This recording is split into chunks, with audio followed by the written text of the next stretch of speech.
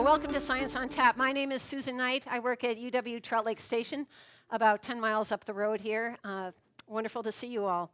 Science on Tap is an example of the Wisconsin idea, the idea that the borders of the state are the borders of the university. We started Science on Tap not so that you would hear a lecture, but so that you would be introduced to different topics and be able to ask your own questions, kind of like Larry's show. So we're very excited to have Larry here. Just to remind you about our partners at Science on Tap, Trout Lake Station, where I work, Kemp Natural Resources Station, the Wisconsin Alumni Association, the Lakeland Badger Chapter, the Minocqua Public Library, and our partners here at the Minocqua Brewing Company. So thanks to everybody who participates and makes this possible. And we are funded through a grant from the University of Wisconsin-Brittingham Fund. So thanks to them as well. And another reminder that there are 4 ways to watch. You guys are right here, so that's one way.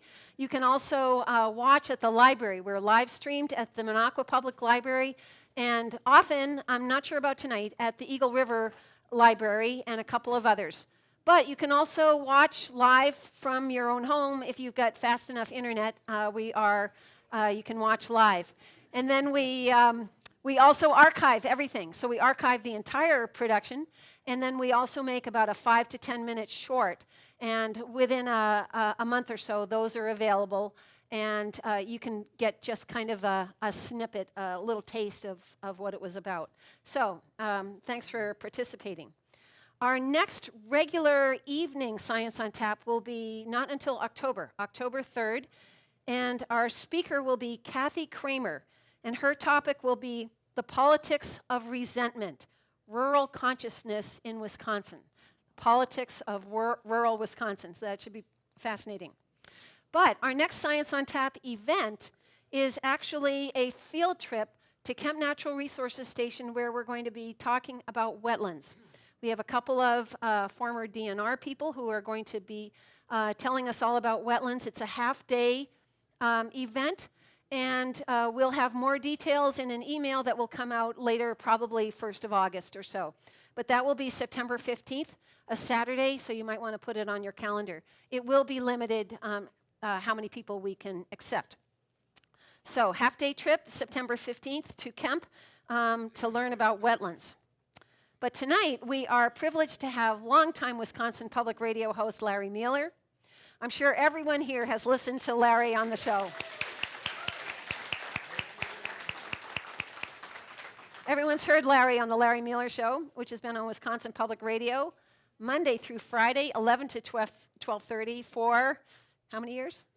Well, I've been on the air this is my 51st year. 51st, well, that's pretty impressive. So Larry hosts experts from around the state covering every imaginable topic, from health to food to home improvement. And some of his regular experts include physical therapists, the weather guys, my personal favorite, and a slew of gardening professionals. Larry grew up on a farm near Cottage Grove, about 10 miles from Madison, with his mother, father, 2 brothers, and a sister. And he was into public speaking way back. When he was 10 years old, he recited the Gettysburg Address on Memorial Day. How appropriate. He had a vague goal of working in marketing for Oscar Mayer. I figure he probably wanted to drive that Wienermobile. He majored in animal science at UW-Madison and kept up his interest in public speaking and wound up in a radio class that led to a master's degree in ag journalism, followed by a Ph.D. in mass communication. And all through this time, he was working in public radio. So he's not really that old. It's just that he's been doing it since before he was born. Larry's always been a big fan of the North Woods. His folks had a cabin near Winter, Wisconsin, and he spent deer hunting years in Bayfield County, where he owns a cabin with some land with some friends. His father got him addicted to muskie fishing when he was a kid, and he's been hooked ever since. He's boated more than 100 keepers, all but a couple were released, and he once caught 2 muskies totaling 91 inches altogether in 2 consecutive casts. And best of all, he says his dad was there to net them for him. He's also spent several hundred hours fishing the Manitouche chain, the turtle flambeau flowage, and he's caught a lot of muskies on those waters. I'm surprised he even admits that. So, here's your trivia question for Larry. Larry once ran an airport in Jamaica for an entire afternoon. He was doing some research and extension work in Jamaica. He and his coworkers finished their work early on the last day. They headed back to the small airport to wait for their late afternoon flight back to Kingston. There was only one person on duty and no other passengers around. Larry asked the guy behind the desk if he had any beer. Perfect for right here. The attendant said he didn't have any, but he was willing to track some down. The beer guy took off in the only vehicle available, the airport fire truck. Though they expected the beer guy to be back quickly, he was gone for hours. People started coming in for the next flight, and Larry checked everyone in.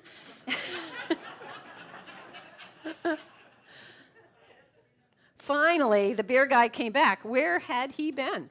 A, while looking for beer, he ran out of gas, had to hitchhike across the island with a gas can, hitchhike back, and then go buy the beer. Or B, he bought some beer, drank most of it, fell asleep, and came back with the rest. Or C, he bought some beer, ran into his friends, they drank most of it, and he had to go buy some more. I'm afraid it was only A. He ran out of gas. All right, Larry Meiller.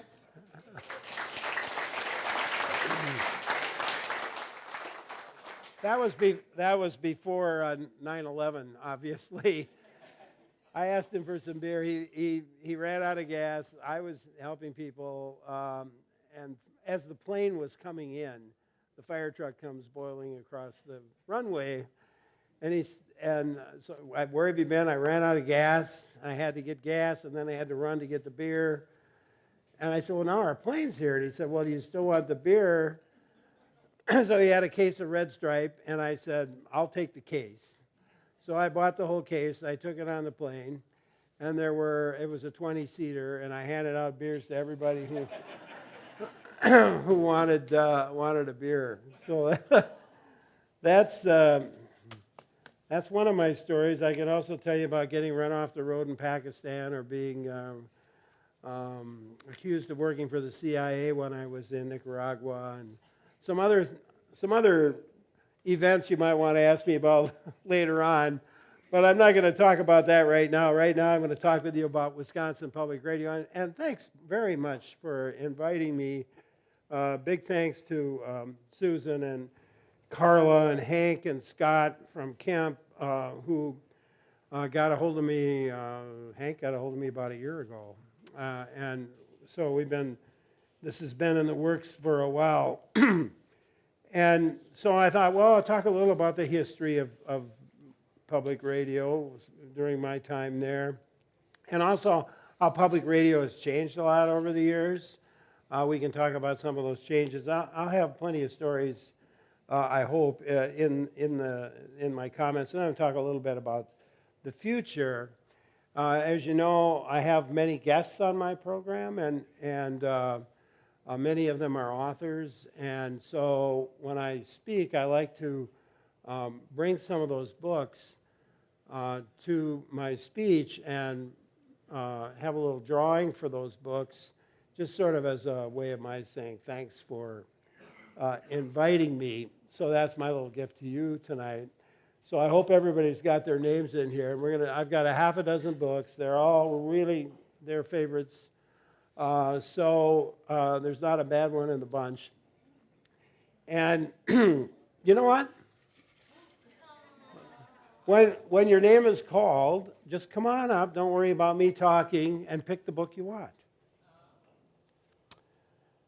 John Neer. Come on down, John. There we go. Pick out a book. Nice to have a little time to... Down there is good.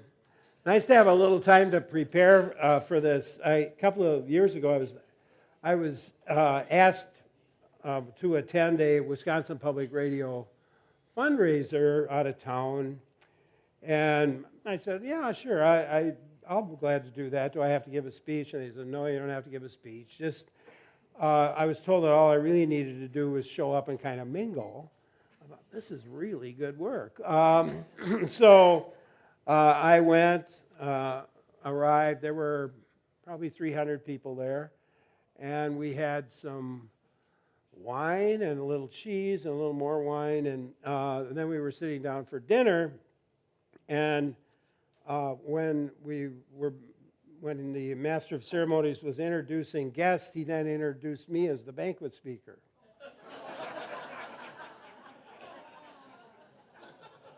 Oh, this was a big surprise. Thank you. This was a big surprise, to say the least. I now had about 40 minutes to figure out a speech. Well, you're at a table, you're talking with, listeners, they want to talk to you. And my mind's racing, and many thoughts went through my mind, including, I probably should have had one less glass of wine, maybe. And I was also thinking about strangling the guy that invited me. But anyway, as I was introduced, something kind of clicked in my head, and I walked up to the podium, and I constructed sort of a speech in my head, and I spoke about public radio from the time I started on the air until the present time, and I told a few stories. I made sure to tell one at the expense of the person who invited me, and it turned out to be an okay speech. And I guess abject fear coupled with a surge of adrenaline and wine can work wonders. So I got through it. And so I may be a little nostalgic tonight, too, as I talk about Wisconsin Public Radio and what I've done there. A guy the other day said, it's hard to be nostalgic when you can't remember anything. But I do remember a few things. And I think back to how I got started. I was a student in the Department of Agricultural Journalism. And agricultural journalism was a department at the UW that goes all the way back to WPR beginnings. So Andrew Hopkins was the head of the department as public radio was being essentially built from the ground up. And so we had a long-standing relationship with them, and as part of that relationship,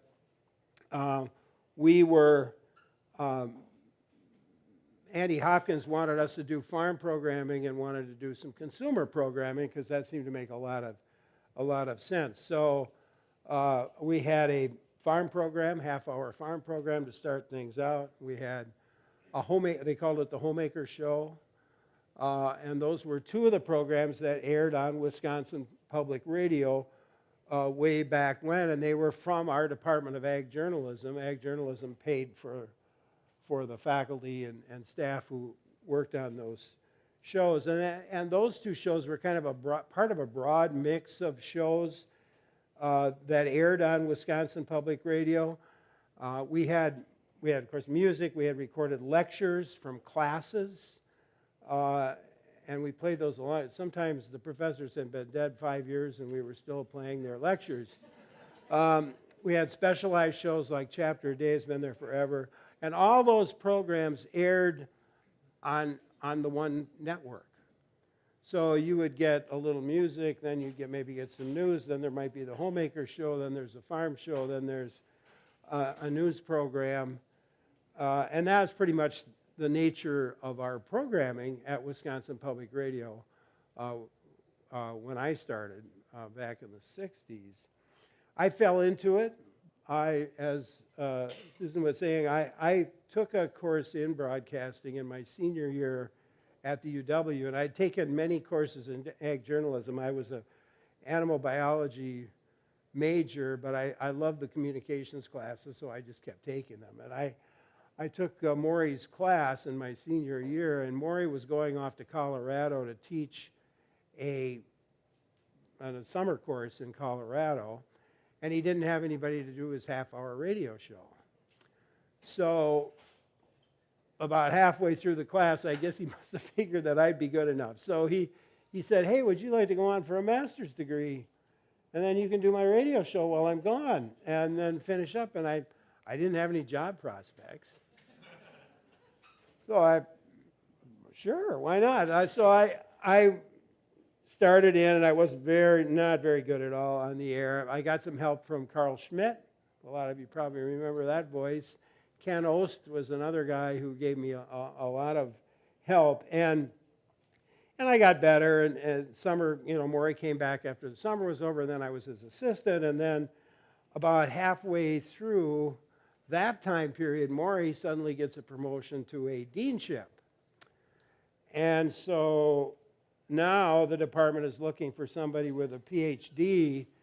to not only do the radio show, but to also teach the classes and advise the students. And they didn't have anybody. I was short notice. And so they said, hey, would you stick around for another year? And I didn't have any job prospects. So I said, sure. So the time went on, I got a little better at my job, and finally the department asked me if I'd be interested in a Ph.D. And I didn't have any job prospects, so I said, sure. So I went and got my Ph.D., and they hired me right back, and here I am 51 years later, still in Maury's old position. I still have no other job prospects. So probably stick around for a little longer. Let's get another name out of here while I'm thinking about it. Mona Wheelman? Mona, are you here? Oh, just come and pick out a book. So over the years, my own program changed a lot, and I think the changes in my program reflect the evolution in programming at Wisconsin Public Radio. And, at first, back in the mid-'60s, I hosted that farm program, and that show consisted of some farm news and markets. I had a couple of interviews with extension specialists.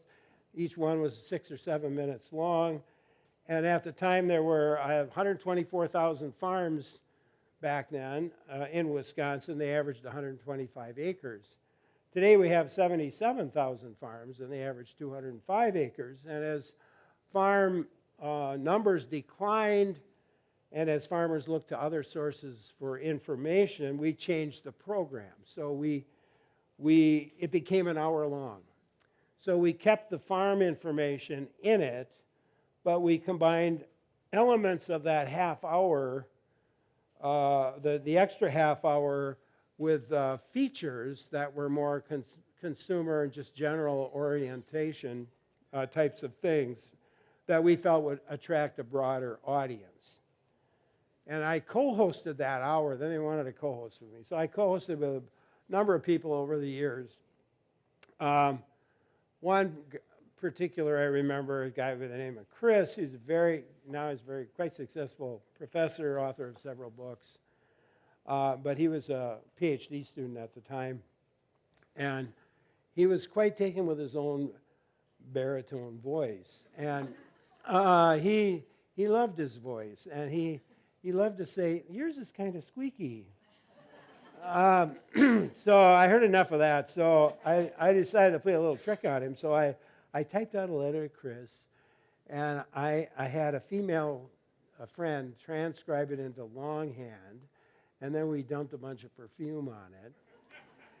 And I selected the town of Little Chute as the location for the origin of the letter because I had a buddy who was going there and said he'd mail it from there.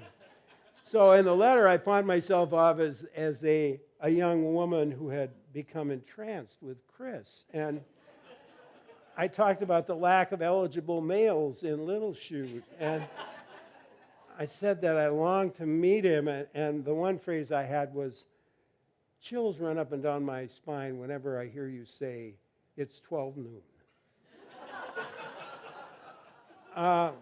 Well, the letter arrived on the day that Chris's wife had their first baby. So he's excited enough of that. He just went absolutely crazy, running around the station and showing everybody that letter. I had been going to tell him, but it got to the point where it would have been really embarrassing. So I didn't tell him. And so he went on, and for a long time after, weeks, he would practice just before the show on various versions of It's 12 Noon. It's 12 noon. It's 12 noon. You can hear that. He went off, left the station, finished his degree. It became very successful. And it was 10 years later, he's driving back through Wisconsin, and he's over by Milwaukee, and he hears me on the air. So he drove over from Milwaukee to Madison, came into Wisconsin Public Radio. We big hugs, and we're talking for about 4 minutes before he says, I wonder whatever happened to that woman from Little Shoe. 10 years later, he remembered even the town. Well, anyway, I never did tell him. I hope he's not watching. Walt Jones, why don't you get a book? Walt, you here? Oh, yeah, okay. Most of our shows were quite formal back in the day. We had the university lectures. We had long-form interviews. You might have an interview that would go an hour. Mine was kind of the exception. I had shorter things, and I was not very highfalutin. So that's how our programming went. And Jack Mitchell, I saw something in me, I guess. He came in 1984 to me, and he said, I'm thinking about starting a call-in talk show, and I'd like you to do it. Would you be interested in doing it? And I said, maybe. What do you want me to talk about? He said, well, I want you to tell me what you want to talk about. So I said, well, let me sleep on that. So I went back to my home, and I thought, he asked me, what kinds of topics would you like to cover? And I said, well, let me think. And I came to the conclusion that I wanted to do something that fit my own style, an interest, something that a broad audience might find useful. That was the key criteria. I wanted interesting and I wanted useful. So when I went back to him, and I told him I'd like to do primarily advice-type programs related to the out of doors, gardening, health, what we eat, agriculture, things that affect our daily lives. And he said, that's perfect. That's exactly what I thought. I was hoping you would say. So that's how we got started in talk programming at Wisconsin Public Radio. I had the first call-in talk show of its type on Wisconsin Public Radio, and I think it was the first one on any public radio in the country at that time. So, and the show was a lot different from a lot of our programming because it was a lot more casual in its approach, and I think that helped. The fact that people could participate themselves, that really helped audience interest a lot. And so it was a pretty good hit right from the start. And over the next 5 years, then we added several talk shows on Wisconsin Public Radio. And then Jack Mitchell, he's trying to work in these talk shows, and he's got all these other kinds of programs and the music. And he says, you know what, we need to split our service. We got to give people better choices here.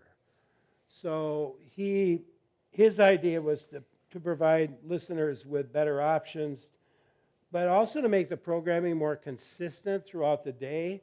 Can you think about it now? Could you imagine listening to music, and then it's the ag show, and then it's a newscast, and then it's the homemaker show or something like that? That's the way it was, and he felt like, you know what, we could do a news and talk side. So we have a talk side, and then we could have a news and classical music side. So we'll split the network up. So some people will get music and classical music and news. Others are going to get talk. And then there are places where people would be able to get both. So that, at first, it was a big pain because there were, of course, if you want talk and you're in where there's classical music, then you're mad if you can't get the other, and vice versa. But we've added a lot of, we were able to add over time a lot of towers and boosters.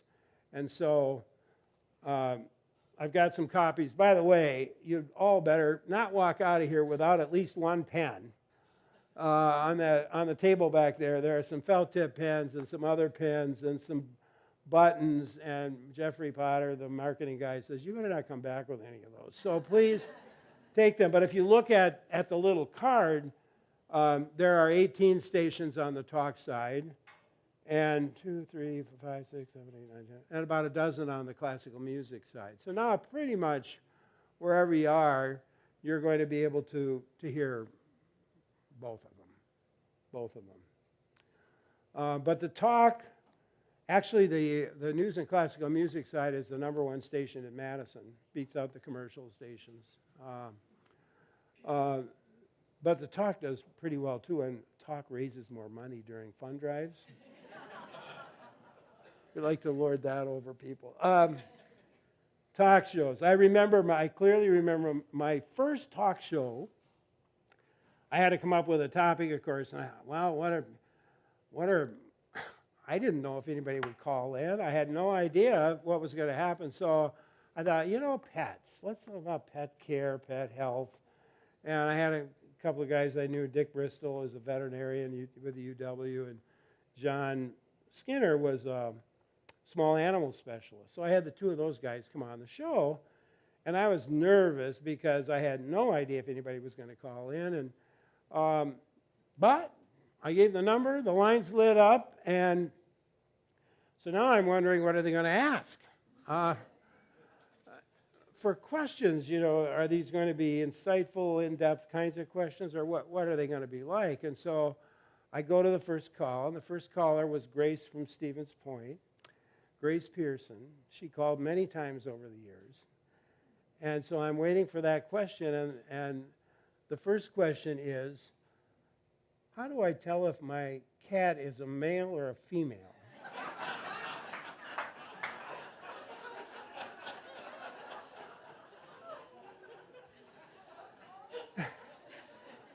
Dick Bristol looks at me, he leans into the microphone, he says, you pick up its tail. And we were off and running. And so Dick and John appeared many times on the show. And I've had some guests, some a little strange. I had a fellow on from who was just back from the Peace Corps. And he had just done his own stint, and he come in and he looked like he had just gotten off the boat or whatever, the plane. I mean, he's looking a little bedraggled. He's carrying a knapsack, and so he comes in the studio before the show, and I'm talking to him, and while I'm talking to him, he takes off his shoes and his socks, and he puts them on the table between us. I just, okay. And then I start to introduce him, and while I'm introducing him, now we're live, he reaches into his knapsack and he pulls out a 6-pack of beer. And I finish my introduction, and I ask the first question, and the first thing you hear is, you open the can of beer, takes a big gulp, and he starts answering the questions. He drank that one down, and here comes the next, and he did 4 beers. And did not offer me one. Oh, my goodness me. As an interviewer, you have to be ready. If you're an interviewer, you have to be prepared for all kinds of things. And when I do a show, and all of our hosts are the same way, we work pretty hard to study up on what our guests, if there's an author, I read the book. If there's a medical topic, I'll know some things about it. Either I or my producer will put some things together. You really need to have some background. If you're going to do any kind of a job at all, as an example, I had a guest on one time to talk about dealing with stress, and I read her papers, so I kind of knew what to expect, and I'm talking to her before the show, and it was great. She was nice, and so I introduced her. I asked the first question, her mouth opens up and nothing comes out. She stresses out. So it's like, so I said, before you answer that, I want to take a crack at this, my own question. So I answer my own question, and she gets out yes. And then I ask another question, and I answer that one. And then somebody was already on the line and called in, and they asked a question, and I answered that one too. and then there was just like the dam broke. Then she was fine the rest of the way. I could see it in her eyes. So I knew, okay, she's got it together again. So, although I must say I never invited her back. But then within a day, emails and some letters I got from people about that particular show. And the gist of every one of them was, why don't you let your guests do the talking? Why are you answering the questions? But most of my guests are excellent. I think they do a really good job. And as listeners and callers, you as listeners and callers are really the key to the program. You're the people who make things really interesting, as a matter of fact. Steve Whipple? Steve here? All right. God, why is everybody... I swear I'm digging in here. That's all right, though, Steve. As I said, for my program, I like to focus on advice programs, health, ag, the environment, money, home energy and repair, wildlife and gardening. I have many authors on my program, and I particularly like to work with Wisconsin authors, although we can get pretty much anybody we want at public radio. And I've interviewed John Grisham. I've interviewed pretty much anybody whose name you would recognize their names. And the reason we can get them is because people who listen to public radio, no matter where they are, read and they buy books. And, a guy like John Grisham can clear himself $5,000 in a 45-minute interview just on book sales. So I really like working with Wisconsin authors. Victoria Houston. Is Victoria here? I'm interviewing her coming up. She's got a new dead book out. So I'll be interviewing her, and I always enjoy working with her. And if you're a fiction author and you want to get on public radio, you have to come and see me, because I think I'm the only one who deals with... I like to have fiction authors on my show. So always a great conversation with Victoria. Jerry Apps and Patricia Skalka writes about Door County Mystery Series.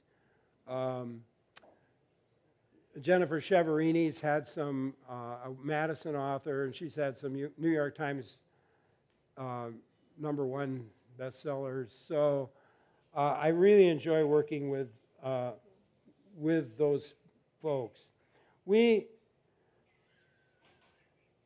And in other ways too, Mike Bino's here from Our Wisconsin magazine. Mike and I, there he is. Give him a hand. He employs a few people. Mike and I are on every time he's got a new edition of the magazine comes out. We talk about the magazine. We talk about what's going on in Wisconsin. We always have a lot of fun doing it. So I'm kind of a Wisconsin guy, and I certainly like to promote people who are living and working in Wisconsin. We added an extra half hour to my show. It was a 1-hour show until 1990. 1990, we added 30 minutes. So now it's a 90-minute format, and that's what we have to this day.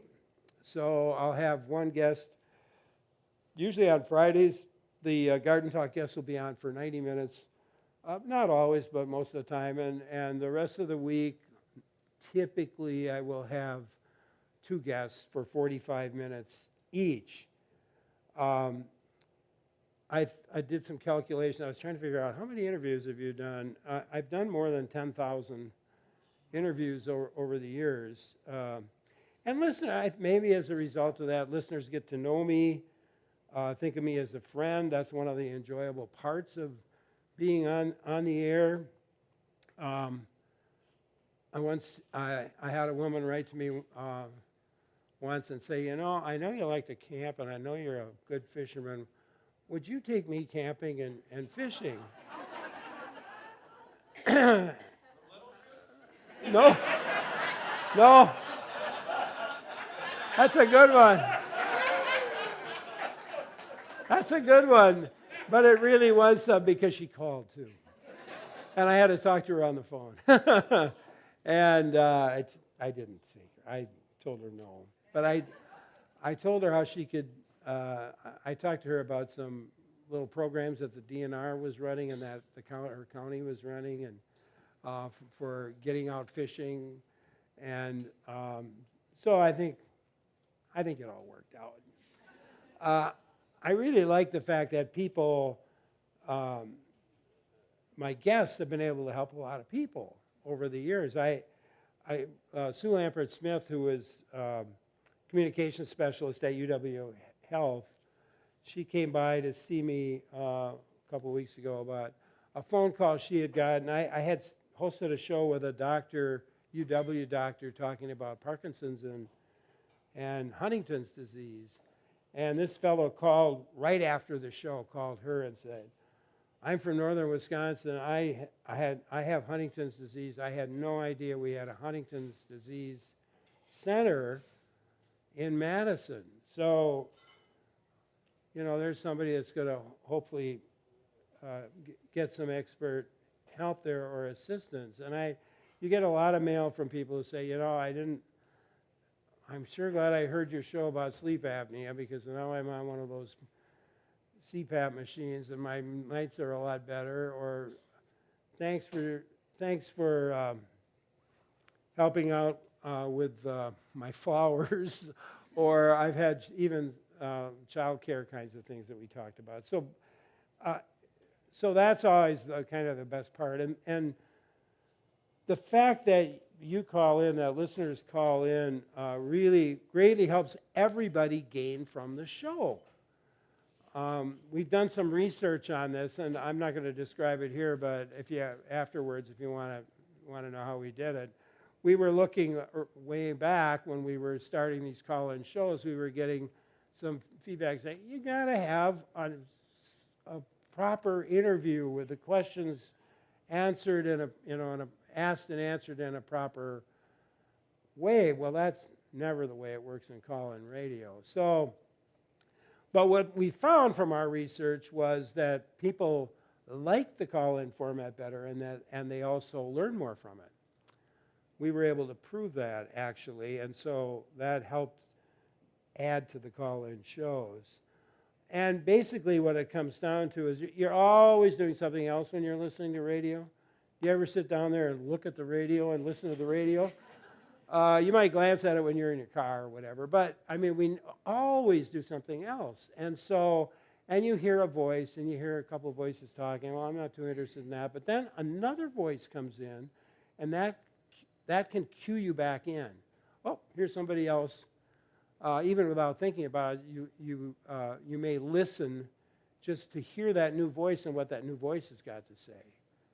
And then you may say, oh, I don't care. Or you may say, oh, and listen. But that constant churn of voices helps get our attention and get our attention back and bring us back to listening. So we need your calls in order to help bring listeners back to the show. At one point, management came to me and asked me if I'd be interested in doing a national show.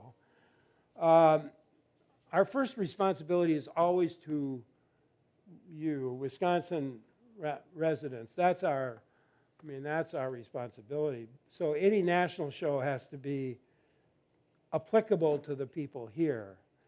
And they asked me what show I might consider, who I might consider having.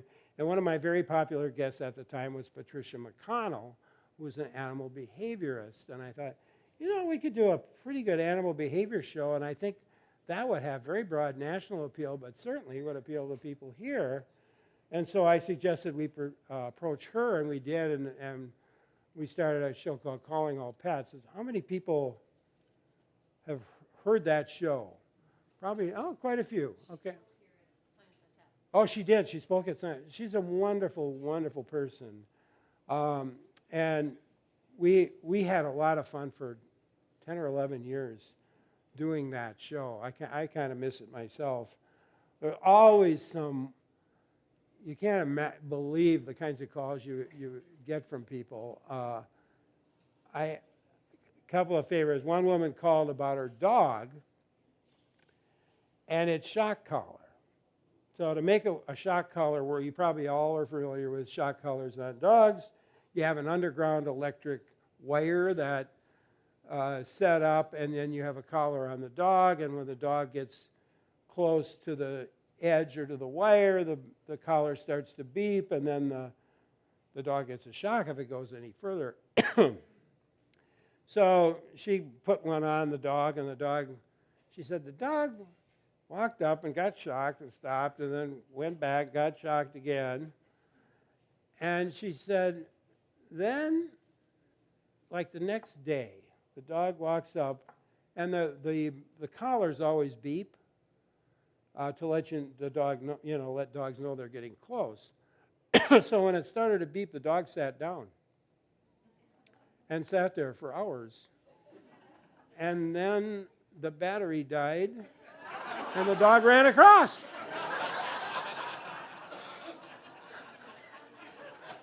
Took him one day to figure that out. One other quick story that another woman calls, and they're having I want to make sure I get this. They were having an outdoor picnic with the next door neighbors. So they were at the next door neighbors, but the dog, their own dog, had a collar and couldn't come across, and so she said the dog's whimpering over there, and we're sitting out there in our shorts and stuff, and I said to my husband, go get the dog. And so he runs over, he takes the collar off, he sticks the collar in his pocket, he picks up the dog, and got a big surprise. The collar doesn't have to be around the neck in order for it to work. Oh, well, let me see if I can find another name in here. Sandy Neuendorf. Another one. I swear. Maybe I should take right off the top. All right, Sandy, go around. Don't step. Oh, the books are, what's left of the books are right there. Or maybe just pick one up there once it's all right. So I like the sense of community that we've developed with our call-in program, sense of ownership listeners feel toward Wisconsin Public Radio. I've had some great stories of my own, and I've gotten a lot of people to invest in lime trees.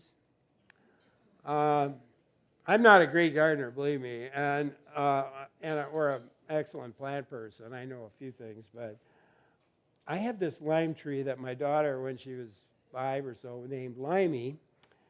And Limey is the best-known lime tree in all of Wisconsin. I'm pretty sure of that. She's a Bear's seedless lime. She produces a lot of fruit, prodigious. She sits in my bedroom, second-story bedroom all winter, fall. But then in spring, I just took her out a week ago. I've got a patio that goes off my second-story bedroom, and she sits out on the patio all summer and loves it out there, and probably has 15 limes on her right now. But she's had up to 25 limes on her. Anyway, that's been a lot. That's been a lot of fun for me. And thinking back now,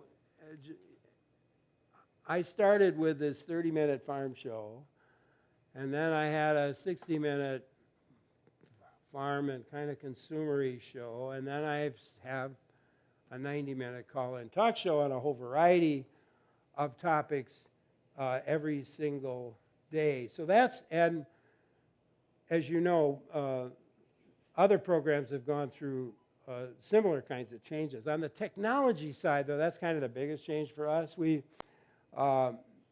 can listen online after airing. Go to our website, wpr.org. Subscribe to my podcast or anybody else's podcasts on the air. We can reach people anywhere in the world with our shows. My show has the largest online listenership. And it's really not unusual to get calls from California or Florida this time of year, or Florida, for California. What did I say? Arizona is what I meant to say. I think the farthest call, I got a call from Germany during a garden talk show. Somebody a question about a houseplant. And Monday I got a call from Guadalajara, Mexico. A guy we were talking about IT kinds of things, and he's having some sort of trouble with his computer. So we average about 15,000 listeners per week online. That number is going to get a lot bigger. Certainly social media kinds of things. We've incorporated all that into much of it into our programming. Our talk shows, we used to have a single Facebook page for every talk show, and then they made us all go to one page, which I didn't like. But that's what they wanted to do. So now all of our Facebook pages are combined into kind of one.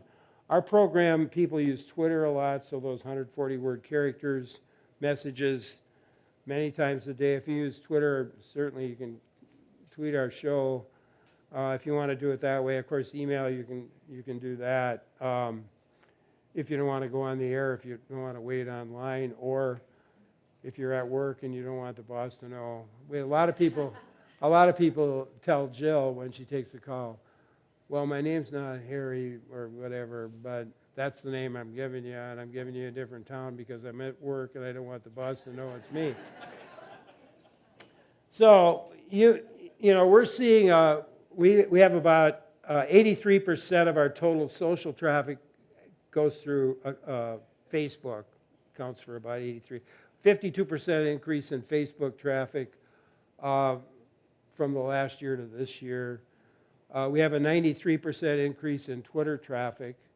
We have a 176% increase in Reddit traffic. A lot of people are going, because we're providing a really good news service on Reddit. So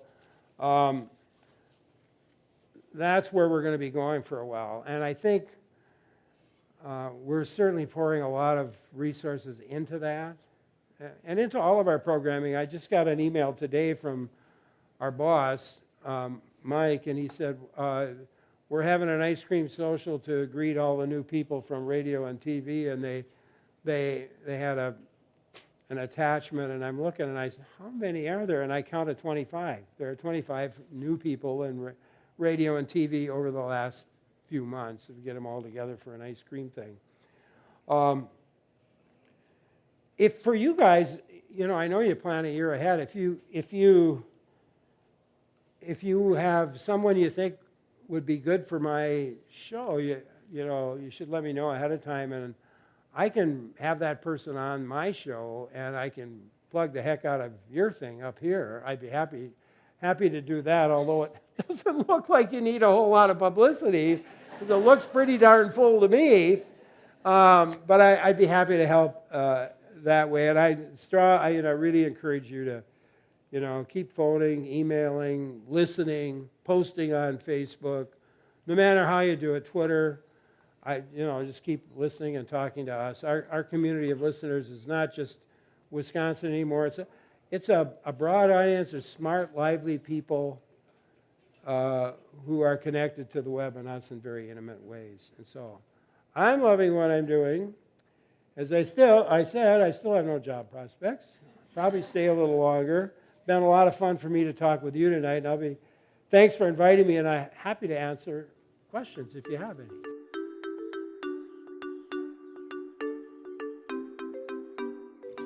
every Christmas Eve, and my kids are in their 30s now, I still tune in to hear Santa. When did you start doing that? It's a fabulous, fabulous hour and a half. We started that probably at least 25 years ago. Christmas Eve, it had to, we kind of wanted it to be Christmas Eve unless Christmas Eve fell on Saturday or Sunday when we couldn't do it. And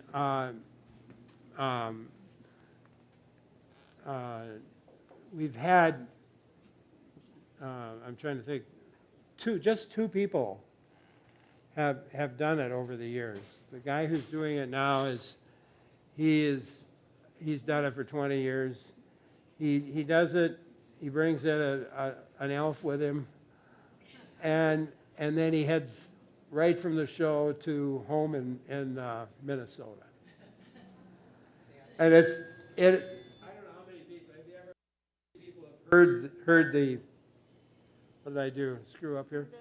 Have heard the Santa Claus show, but it's really a lot and lots of fun because only kids can call. Only kids can call, and of course the screener gets the names and their ages, and then we sort of play with that. And I'll say, Santa, we've got somebody from Stoughton. Do you know? There's you know any kids that are in Stoughton? And of course he's looking at the screen and says, well, I know John and Mary. I said, well, how old are they? And he'll say, well, John's 9, I think, and Mary's 4. Well, I think they're on the phone with us right now. And so we go, and the things that they ask for and how they ask, it's really, really a lot of fun. That's one of the really fun shows of the year. Love your show. Oh, so thank fun you. to see you. I'm curious as to whether you ever get the equivalent of writer's block. I mean, you can't predict what you're hearing every day, and yet you seem so comfortable. Can you talk about that at all? Most of it's like, thinking back to my biochemistry classes from the university, the professor before the exam would always say, in the immortal words of Louis Pasteur, chance favors the prepared mind. So usually if I've done my homework, but still, every once in a while, I might get a little mental thing, and then you know what I do? I say, you know what, I totally I forgot about what I was going to talk about, and I do have a script in front of me, or Jill gives me 10, 15 questions that she writes. I have my own questions, that are mostly in my head, but if need be, and I use a lot of her questions, but if I can't think of something and I can't see the questions for whatever, I'll just say, you know what, I just can't think of what I was going to say. But then by that time, something else will be in my head, and I'll say, well, rather than what I can't remember, let me just ask you this, and I'll just go on to the next thing. It's I'm quite good at like cocktail parties because I know a little bit about a whole lot of things. I don't know a lot about anything, but I know a little bit about a lot of different things. Hey, thanks for coming out, Larry. I'm from the forbidden land of Minnesota, so I haven't actually heard about you, but it sounds like you have a ton of experience. So I know this is a lot of years to go back on, but throughout all your years of public communication, what is your most interesting place that you've spoken, and what is your most interesting topic that you've spoken on? It's probably, well, it wasn't that one that I talked about when I started the show. I can tell you that for free. When I started my talk tonight.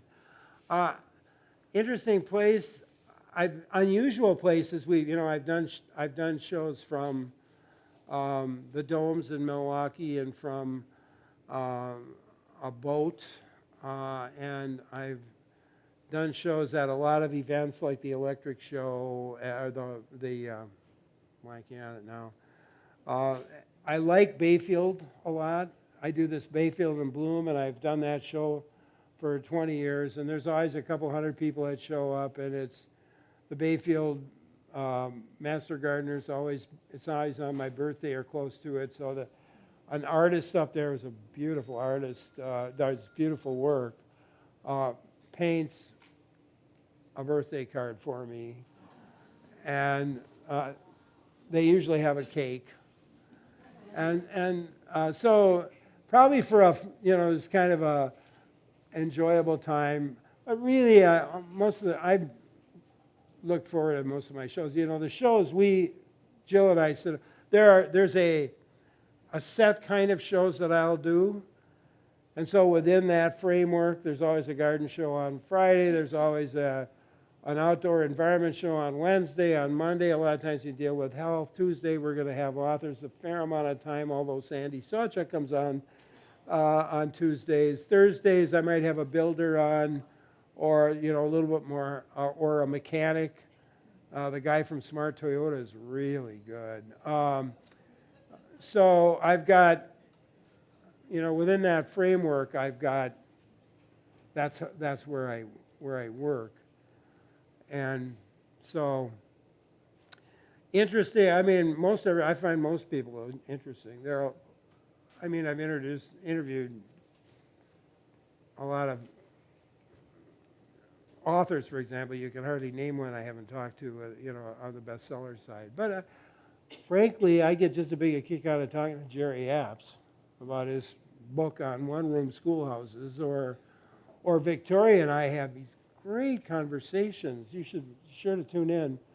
And her books, they're kind of a formula in a way. No, not in a way. They are kind of they're a formula. I've come to, I like the doc, the dentist, and his girlfriend, the sheriff, but we get into broader topics about writing and marketing and publishing that people apparently find interesting, because we don't have any shortage of calls. I wandered all over the place. I hope I got even close to what you were asking me. This sounds like one of my classes. I do teach classes. I'm at the radio station from about 10 in the morning until about 20 to 1. And the rest of the day I'm at life sciences communication, which is my ag journalism is now life sciences communication. So we teach science communication, and I have, maybe 100 undergraduate advisees, and I teach my classes, and a bunch of grad students. So that's what I do the rest of the day.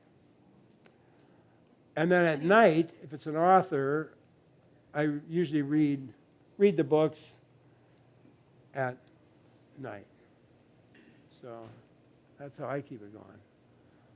Mm-hmm. Oh, if you're still talking. Okay, never mind. How has the internet changed the types of questions that you receive? Or has it changed the way talk shows work, do you think? Well, it's changed. It's the, Facebook, for example, has been really big, especially for my show, because of the nature of my show. There's a lot of ways you can visualize with, if I'm doing an outdoor show, I get all kinds of photos from people who say, well, what's this bird? Or look at what I saw.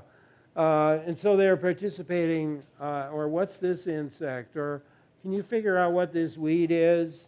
There's all kinds of ways that we try to bring more people, sort of into the show. So that's changed things considerably. There are some downsides to it, or there are some, no, I don't really, I shouldn't say downsides. For example, when we have when we each had our own Facebook page, I had the most of any of the pages, so probably like 5 times as many as the next person. But if I would put things up on Facebook a lot as source information, but then when people click on that, then they go away from the page. And some of the IT people didn't like, they want to be able to come back to the page. So we're now working out some ways that because I want to be able to offer that stuff.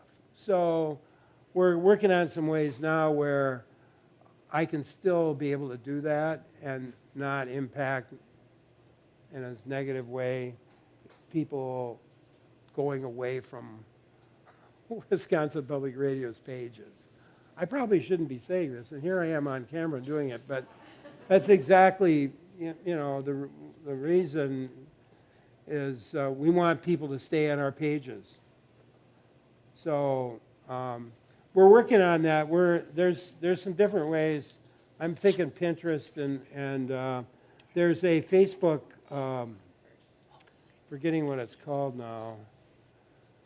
There's a way to use Facebook without having your own individual page. We had some, to be honest, we also had some problems with Facebook.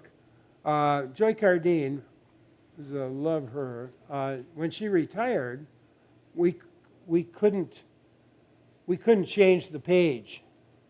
We had to eliminate, you have to eliminate the page. And Kathleen Dunn, you have to eliminate the page. And it's rather than being able to carry people into another page, like the next person that's a huge, when they have, Joy probably had 20,000 people on Facebook. And so it's sort of like we lost 20,000 people. We try to migrate them, but you can't migrate that way on Facebook. So they figured out a way for me because, I'm not sure how they did it, but they got most of them. 50,000 or so. Question from the library. Would you advise a young person to pursue a career in radio broadcasting? I still think there's a great career in radio broadcasting. And radio broadcasting, for the most part, you're not going to make a lot of great tons of money in it, but it's really an interesting job. And you don't have to be on air. Probably the people that are off air make more money than the people that are on there. All the marketing, the salespeople, typically at a commercial station are making more money than the on-air people, unless you're in a market like Chicago or a big market. But I think it's still plenty viable. There are things that you need to do probably not necessarily in high school, although I think in high school, in forensics, for example, ways to prepare yourself. My daughter's in forensics. She was a freshman at Lakeside this last year, and she was in forensic, and they have a radio program where they would give her piles of news stories, and then you had to put together a 5-minute newscast and read it, and it had to be exactly 5 minutes. And then you got judged on the quality of what you put together. And so things like that. And then in college at Wisconsin, there's a lot of opportunities. WSUM, the student radio station, for example. And even if you don't wind up in radio, there's a lot of opportunities. One of my former students is in charge of worldwide film distribution for Sony Motion Pictures. So she's out in Hollywood. She shoots me a note every once in a while. Hey, do you want some more Sony stuff? Well, of course I do, Stacy. But she came and talked. She was getting a campus award, so she came and I had her talk to my radio class.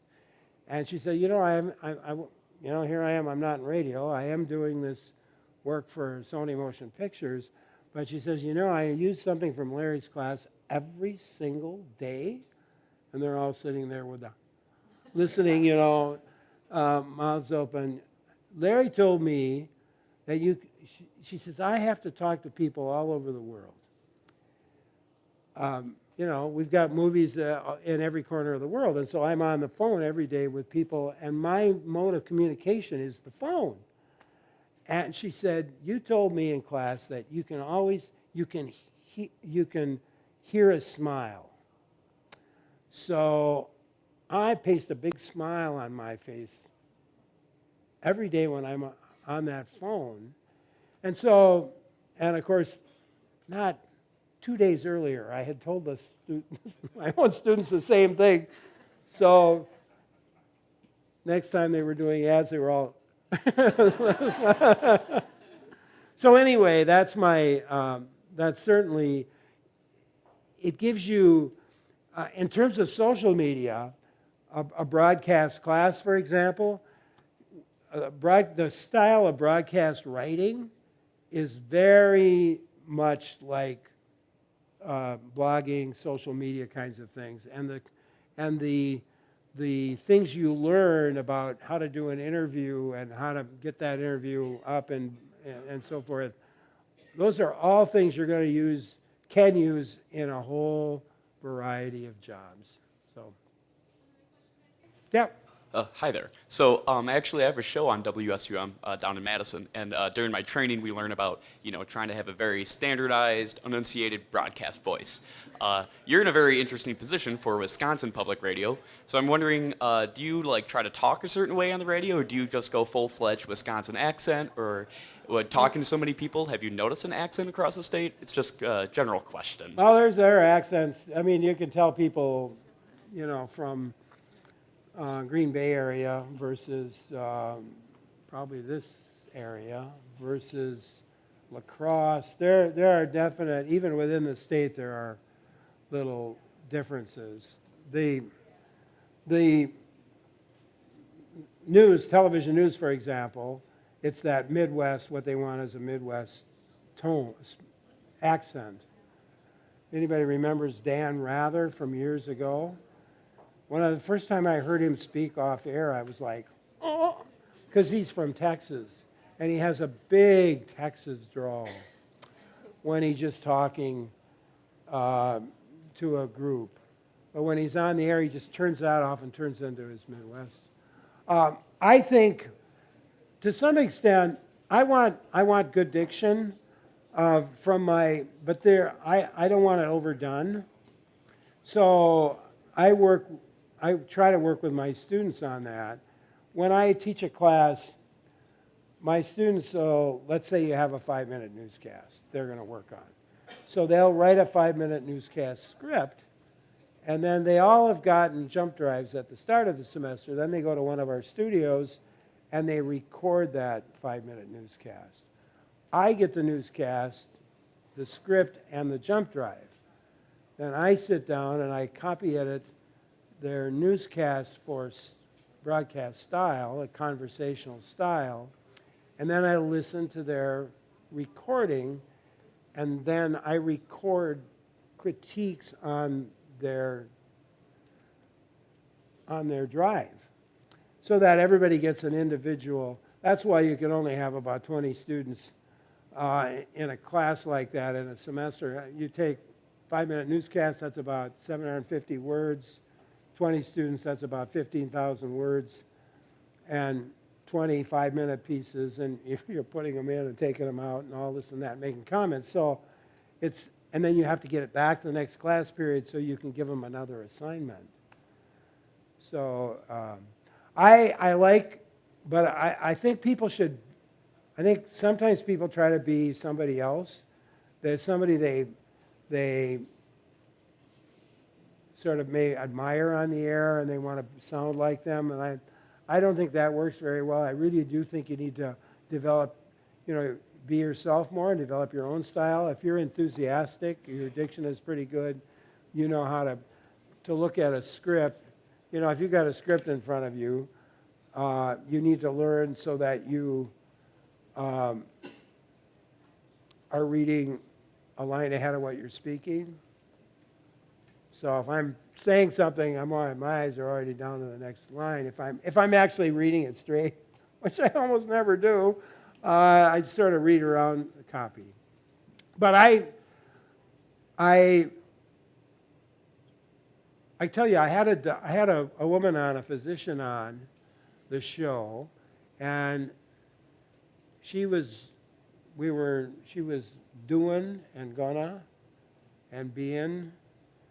And I get a lot of feedback from people afterwards who got on my case because why didn't you stop? Well, I didn't realize that was going to happen. So she, instead of saying being, she was saying being, and doing was doing.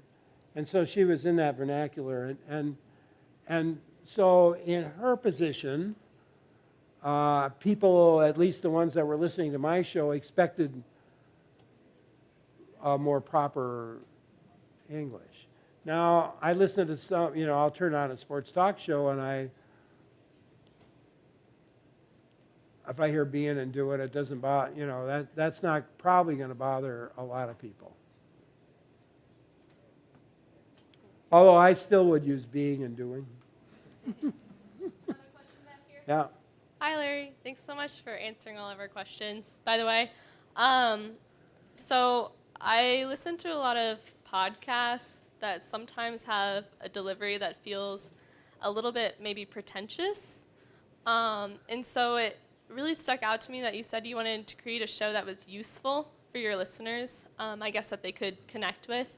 And so I was wondering, what was your motivation for creating a show that was not only maybe informative or entertaining, but also useful and practical for your listeners? Yeah, it's kind of the way it was, sort of the way I was raised, born and raised. I was born and raised on I wasn't born on a farm. I was born in Stoughton, Wisconsin, but raised on a farm, and I always, I'm not very pretentious, and I never liked, when I first started at WPR, we were pretentious. I mean, every show, it was, to me, at least to me, okay? Other than, Carl Schmidt could sit down and talk with Dr. H. Kent Tenney, and they would have a great conversation. That was probably the only show. The rest of them were much more in the, now we are talking about, we're much more precise. And I just never liked that approach, and so I can't do that. I wouldn't know how to do it if I couldn't do it. So I thought it would be, you want to be approachable, and that's not, and I think that's the way a lot of people learned a little bit back in the day. They learned how to be, I mean, if you're reading the news, you're supposed to sound authoritative. You're supposed to sound at least like you know what you're talking about. And so certainly that's important in a newsreader. You want to sound, you should not, in my mind, you shouldn't be editorializing with your voice if you're reading the news. You should, you should be, so you should be you should convey that you know what you're talking about, and you get that by being up to date on the news and what's happening.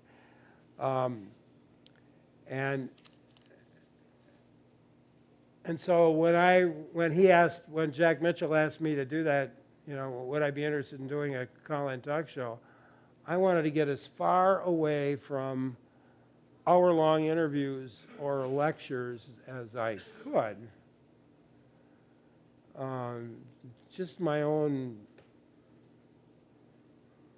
just from observing and listening. I could never stay listening.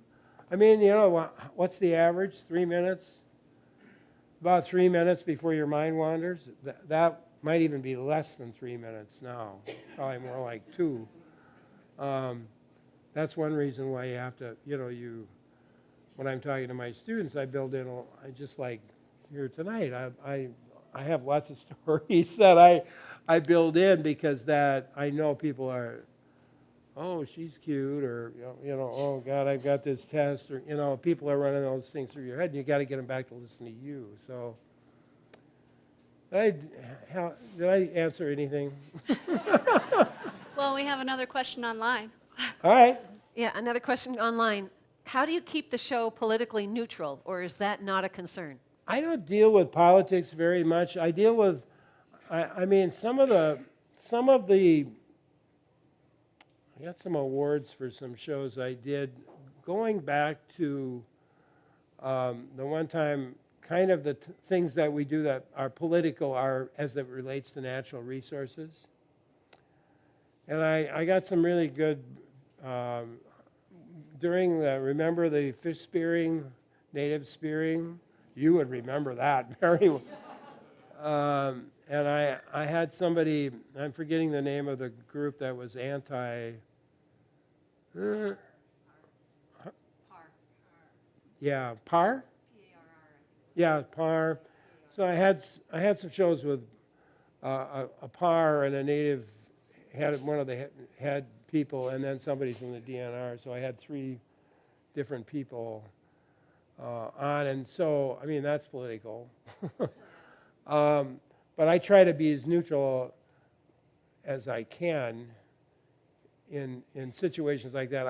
I do not do politics, and I tell you, I get a lot of mail from people saying, "Thank God you don't do." I am so glad not to have to listen to another story about whatever politic thing is going on. So I purposely stay away from it, and it gets political when the weather guys are on sometimes, because the weather guys will, they're not going to mince any words. The climate is changing, and it's man-made. So that's a political. So some people will call and say, "Well, how can you say that?" Or they usually do it in a respectful way.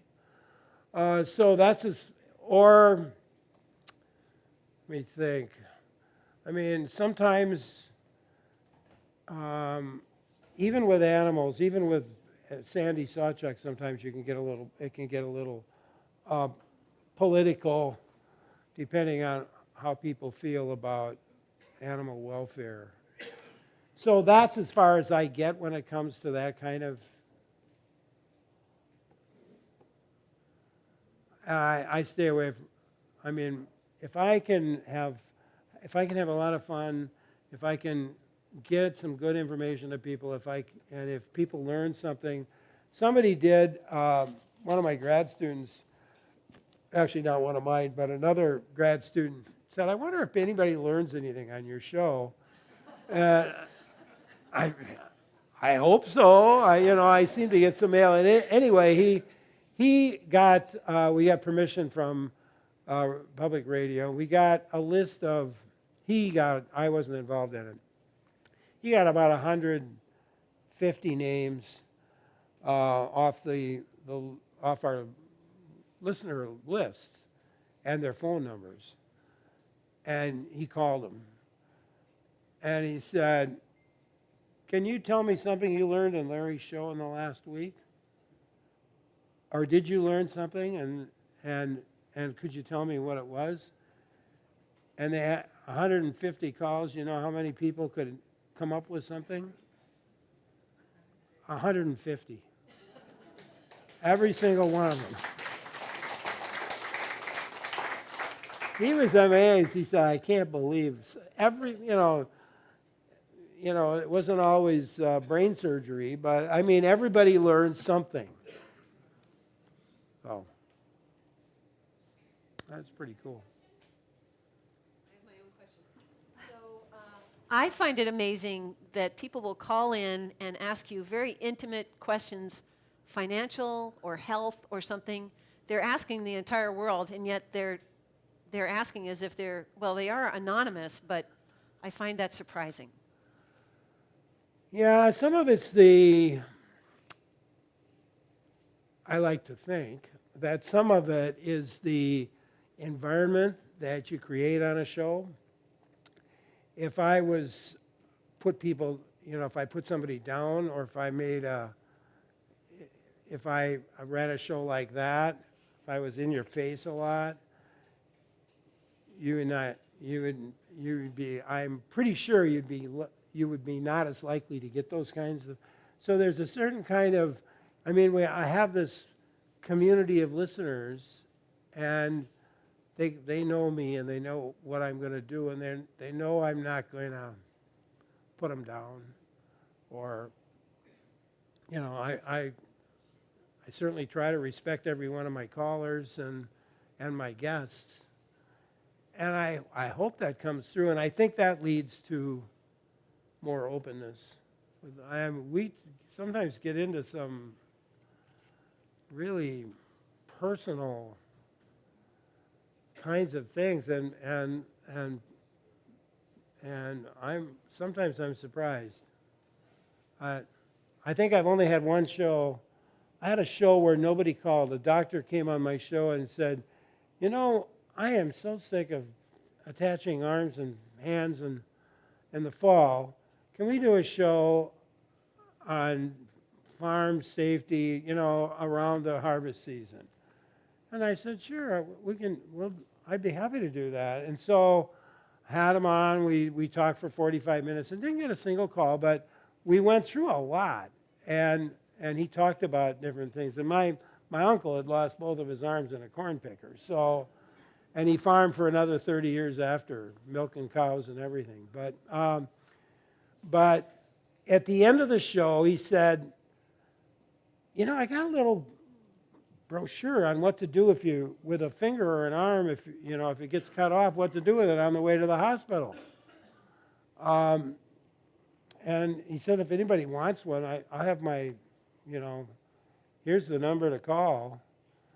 Gave the number once, I repeated it once. And then about a week and a half later, I was over to the hospital on something else, and I ran into the receptionist who works with him. And she said, oh, you. She said, I've done nothing here but for the last week but mail out those brochures. She sent 500 of them. And we never got a single call that show. So even, that's a whole different answer to a different question, but if nobody calls, if nobody were to call, I still assume people are listening based on that show alone. I need a sip. Any other questions tonight? Oh, one here.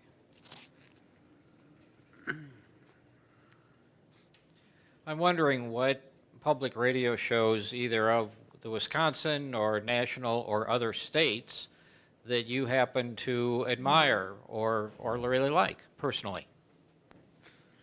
I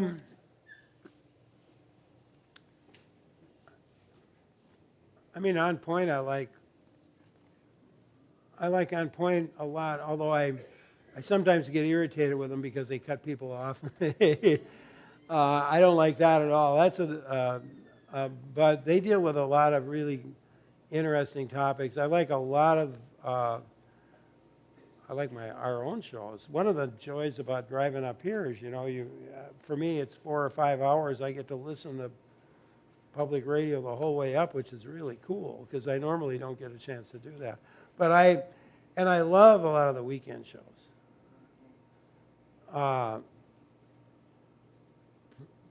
There's hardly a weekend show that I don't like. Even the Sunday shows.